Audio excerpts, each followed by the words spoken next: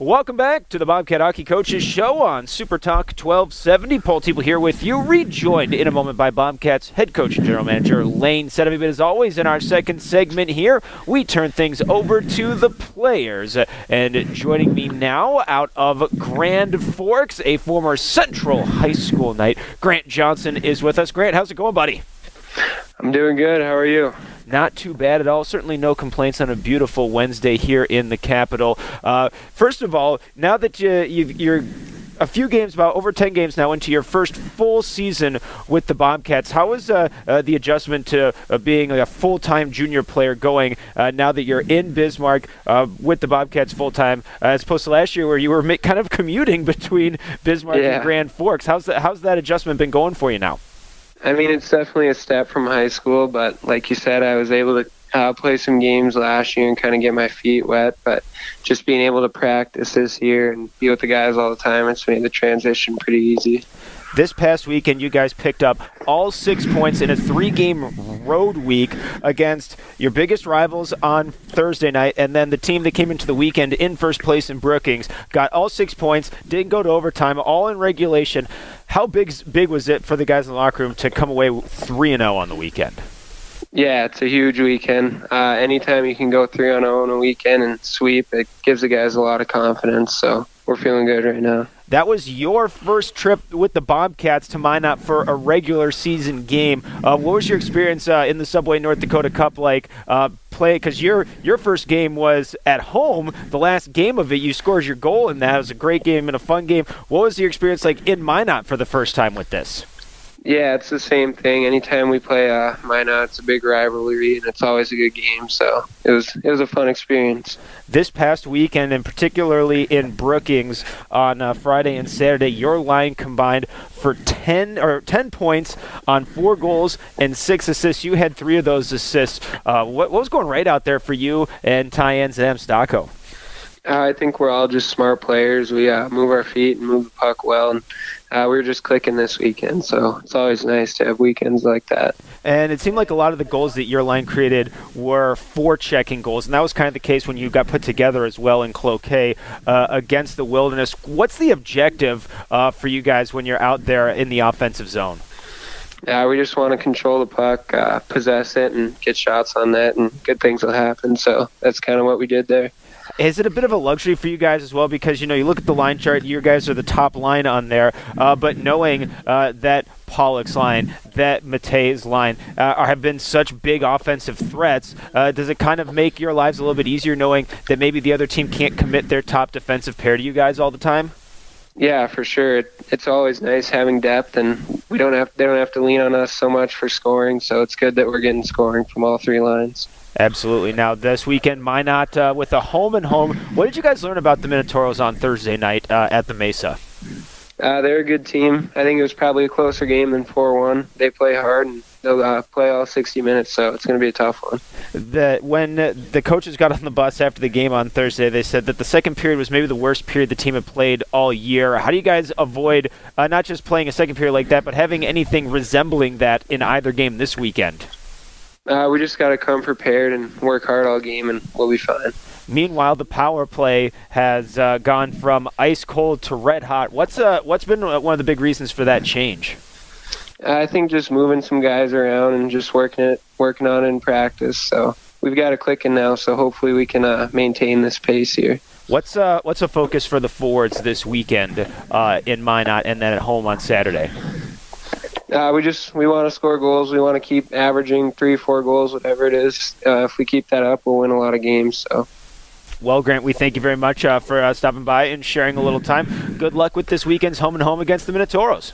Thank you. I appreciate it. All right, that's Bobcats forward Grant Johnson. Our thanks to him, and we remind you the Bobcats have a home-and-home weekend against the Minot Minotauros in the Subway North Dakota Cup, starting on Friday in Minot with a 7:35 puck drop. You can catch all the action right here on SuperTalk 1270, and then on Saturday, the Bobcats back home after 4 games out on the road for a 7:15 start against the Minot Minotauros. It is Coors Light Oktoberfest night. We'll have 2-for-1 beers and dollar dogs from 6 to 7 with live music. And Wish from our sister station here, Cool 98.7, will also be emceeing before the games. It's going to be a lot of fun, a Halloween costume contest during the game. Buy and print your tickets online right now at bismarckbobcats.com. We now turn along to say hello to first-year Bobcat. Jacob Marti is with us. Jacob, how's it going, bud? It's going good. How are you? Not too bad. No complaints here. So let's talk a little bit about you. First of all, this is your first full year of juniors. How is the adjustment from jumping from AAA into the NAHL? How's that been going for you so far? It's been pretty good so far. It's definitely a big step up from AAA. Like, of course, being away from home and everything. And I think that the play up here is a lot faster than it is in AAA. And how much of a luxury is it for you, since you were an affiliate player for the Bobcats last year? You kind of got a little bit of a taste of it last year. Did that help you kind of mentally prepare for it coming in August? Yes, I think it did. I got to see what the game is like and playing a game and see what the pace is a little bit. So I think that helped me. And I knew what I was going to be coming into this season. Ever since the team went to Cloquet, the coaches put you in the lineup for the second time on that Saturday game in Cloquet. And since then, you've been a mainstay in the lineup over the last 5 or 6 games. What do you think is the reason for that? What have you been doing to make yourself a more regular fixture on the ice in black and gold? Once I saw that I wasn't playing for a little bit, I knew that I needed to work a little bit harder. And so that's what I did. I just didn't get down on myself, and I just kept pushing and doing extra off the ice and on the ice, and it's paid off so far, so I just got to keep going. This past weekend, all 3 games, you're with Tommy Altunian and Dylan Giorgio. Your line created some really awesome energy, and it seemed like the bench was really responding to that. What's your line's objective? What are you guys trying to do when you get out there? We're just trying to be pests to the other team. We know that we need to buy into our role, and that's not to be a skill line. It's to create energy for the team so they can build off of it. So I think that all 3 of us have realized that. So that's what we just try to do, and try to get the puck in the offensive zone and not just play defense the whole time, and try to create some chances that other lines can build off of. What does it mean to you that when you're out there and you're blocking shots and forechecking and making energy plays, that you hear the bench roaring and hooping and hollering every time you guys make a good play? It definitely gives you a little confidence boost, that's for sure. Now, this weekend, going back to Minot, you played there on Thursday, and you also played there back in at the end of December as part of your affiliate tour with the Bobcats last year. What's it been like playing in the Subway North Dakota Cup in enemy territory so far?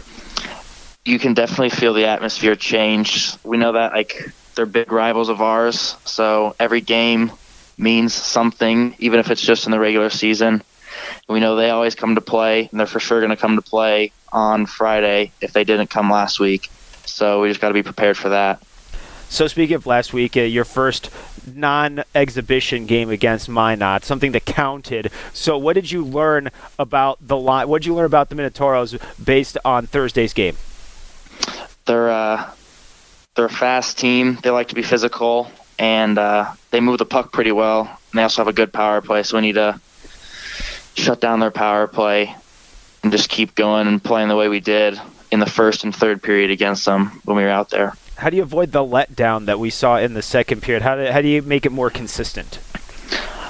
We just need to play like we don't have a lead, like it's a 0-0 game. I think we got a little content that we were up going into the second period, so we kind of let off a little bit, and they took advantage of that, but luckily we had Ryan and net to save us. Give me one thing that the Fords are focusing on here this weekend with 2 games against the Minotauros. We're definitely focusing on creating more offense and trying to get in on the forecheck and execute that to the best that we can and shut their D down and give them nothing. Well, Jacob, we thank you very much for sharing a little time, and good luck this weekend against the Minotauros in the home and home. Yeah, thank you for having me. All right, that's Bobcats center Jacob Marti. We're going to jump out for a short commercial break. The Bobcat Hockey Coach Show continues after this on SuperTalk.